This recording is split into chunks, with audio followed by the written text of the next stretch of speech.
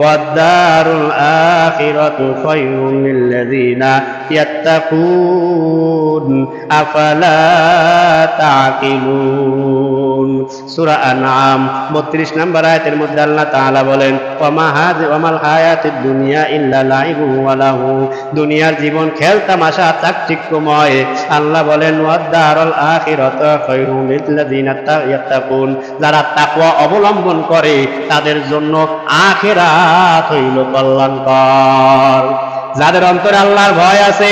যারা মুত্তাকি যারা তাকওয়া অবলম্বন করিয়া দুনিয়াতে চলাফেরা করে তাদের জন্য আখিরাতটা হইল কল্যাণকর আখিরাতটা হইল চিরস্থায়ী উত্তম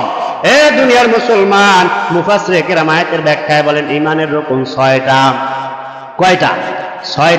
6টা ঈমানের রকমের মধ্যে যে কেউ যদি 5টার প্রতি ঈমান আনলো বিশ্বাস করলো একটা বিশ্বাস করলো না আখিরাত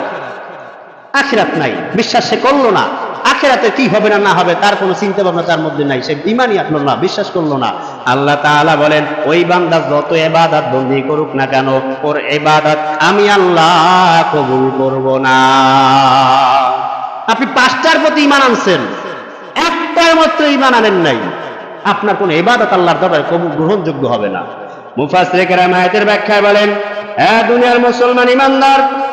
কাফের মুশরিকেরা এই দুনিয়াতে তারা মনে করত দুনিয়াতে যা কিছু আছে এটা তো মাত্র দেখতে না দেখতেই আমরা যে কয়দিন আছি এই কয়দিনই শেষ যত বড় আমোদ ফুর্তি করিয়া নাও অন্যান্য জীবজন্তু বস্তু যেমনি ভাবে মৃত্যুবরণ করলে পচে গলে মাটির সঙ্গে মিশিয়া যায় আর কোনো হদিস থাকে না ঠিক তেমনি আমরাও আমাদের আর কিছু হবে না মরিয়া যাবো পচে যাবো মাটির লাগে মিলিয়ে যাবো শেষ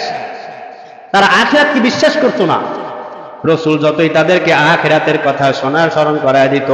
আখিরাতের প্রতি বিশ্বাস স্থাপন করার জন্য দাওয়াত দিত তারা সেইটা মানতো না বিশ্বাস করতো না